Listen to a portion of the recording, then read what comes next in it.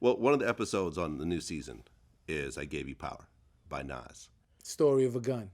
Yeah, I mean, the story, the song itself is about. He's a third person story Yeah, about the gun. he's the voice of the gun. Of the gun. Now, at one point, Nas was supposed to sign with Murder Inc. or Yeah. something like that. Yeah, What he happened flirted with that? You'd have to ask Nas. People ask me that all the time, and whatever the real answer is, he has it, not any of us. Because me and Rule, we was down for it. We was with it. You know what I'm saying? We thought it was the thing. We did the Pledge record.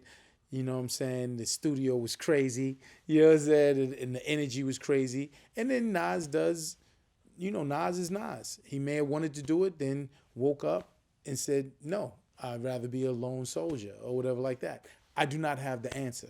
Right, because he was beefing with Jay during that time still, right?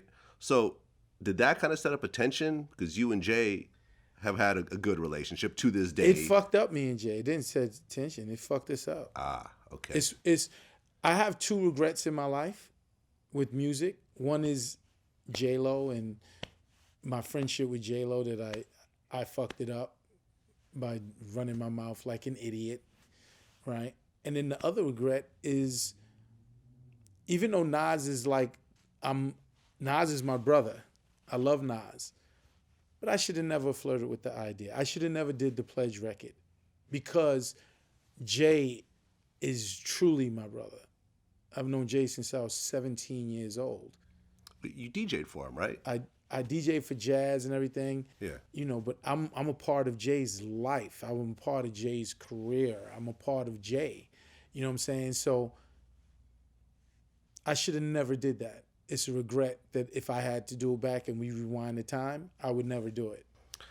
Yeah, but Jay is one of these dudes that has squashed all his old beefs, like bringing Cameron on stage, and like he's really but elevated. Me and Jay is different. Like those things is like, how can I portray it? They're like music business things. Yeah. Like Jay was there when Sonny was baptized. I was Sonny's first birthday. Hov was there. Hov was there at my wedding. Like what I'm explaining to you is for certain people like that, he's my brother for real. I've known Jay for 30 years. Like I shouldn't have done that. I made Super Ugly, Vlad. I made Super Ugly with him. Well, Super Ugly was a sample, though. It was a Super Ugly Dr. was, Dre sample, listen, right? Super Ugly, we never thought, again, that was a bad move, but we never thought that they was going to take Super Ugly and Ether and compare them. It was some rap battle shit in some head. You know how you rhyme off somebody's beat? Yeah. Yeah, so I put it together and he shitted, you know what I'm saying? And we didn't think nothing of it. We didn't understand how big it was. We didn't understand. Like, if y'all wanted to play two records, you should have played Ether in the Takeover. That's what I think. And personally, I like Takeover better. Takeover is way better. It's the Super Ugly is just a fucking freestyle where he was just shitting and talking about fucking bullshit. Yeah. That's it. It wasn't meant for A and B. If you wanted to go A and B, me and Jay would have went in and made a motherfucking monster. If we'd have known that, it would have been no sample. I would have produced and made a fucking gangster ass beat for this nigga to destroy you. But we wasn't thinking like that. Everyone was hype off of Ether. He wanted to respond to it. We did it. Yeah, and I think Jay went below the belt on Super Ugly and the babies in the car seats and all that shit. But he said it. He said, when he ended Takeover, he said, who did you want, but let's just keep that between me and you because he fucked Carmen. You understand? His baby right. mother. I've interviewed Carmen. We talked about that. She was displeased.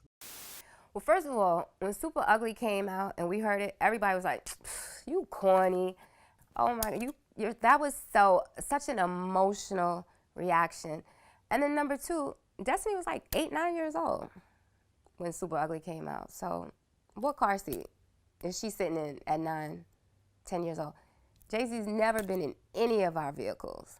So, Right. that was just him just grasping at things and just trying to, make an instant comeback. But even the next day when he got on the radio station, Hot 97, he was disheveled. It sounded like he was about to cry. He wasn't sure where he was going with the story. His mother called in, made him apologize. It just wasn't, Super Ugly was not a well thought out plan. And I believe in hindsight that he regretted ever dropping that song. In fact, I know for a fact he regret dropping it because we have a mutual friend who told me that. He said, I wish I never would have dropped that song. Of course, there's no way she was happy. I don't see Carmen being like, hey, great. You know what I'm saying? Like, of course. But, you know, that's what he said he was going to do, and he did it.